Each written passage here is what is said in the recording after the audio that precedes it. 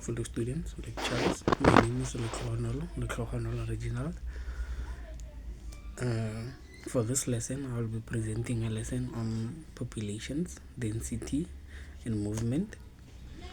This is for a grade 6 social science. We have 3 lesson objectives.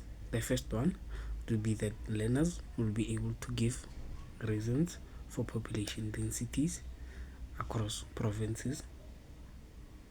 For the second one, learners will be able to graphically represent data given in a form of like numbers, population numbers in millions, and they will be asked to convert these numbers into graphs, showing the differences in graphs, different kinds of graphs, line graphs, bar graphs, pie graphs, so forth and so forth.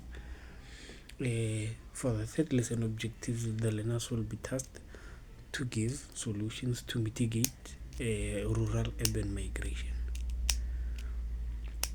Okay, for the start of the phases of the lesson, introduction phase, we will start by giving the learners an online task.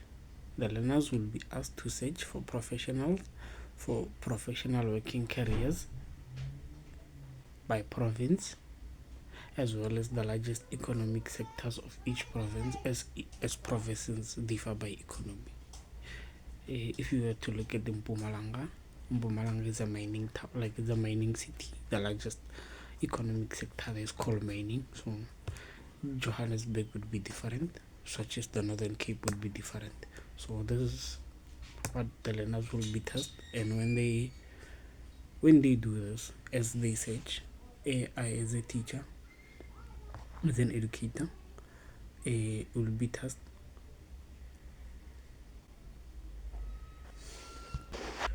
would lead the learner searches by just spelling out the known differences, as the Benue would have the largest sugarcane agriculture. This would know, so I would lead the students on search this according to this, search this according to this. For the technological side, this would teach the learners how to use a basic search engine, how to type in things, how to cross-reference, how to use sources, whether newspapers, states, SA, something like that. And then for the second lesson, the development of the lesson, that is the population numbers. The learners will be given a population numbers for them to decode via graphics. I think we don't have enough time, so it's 5 minutes, and then the criteria of the video is, the rubric of the video in fact is just too long. Integration, we're gonna use tablets, smartboard, and a laptop, so I'll be brief now because I'm running out of time. For the SAMR model, okay.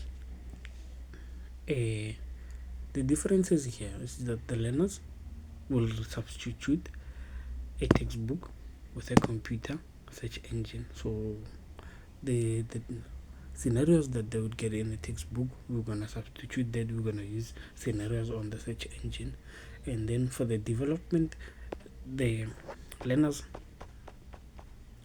will be taught how to decode numbers, basically numbers, because this would be applied to stats and maths as well, to represent them graphically using tools such as Microsoft Word, graphs, smart art, all of those.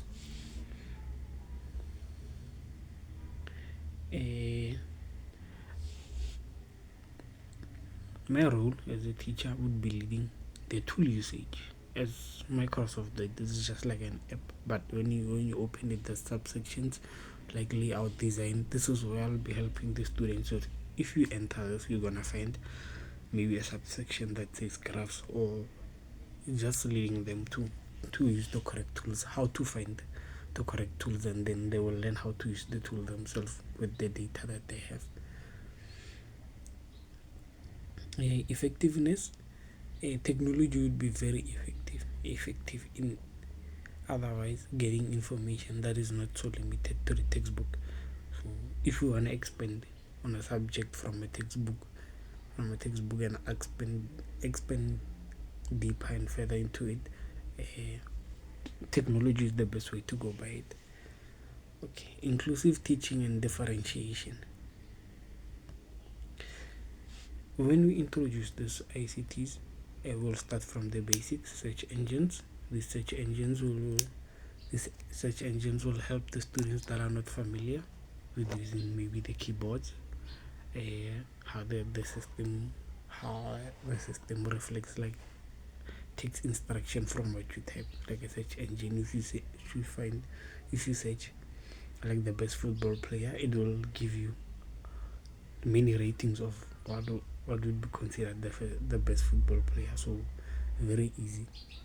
And then with more advanced techniques is using Microsoft Word to compile graphs. Okay, thank you.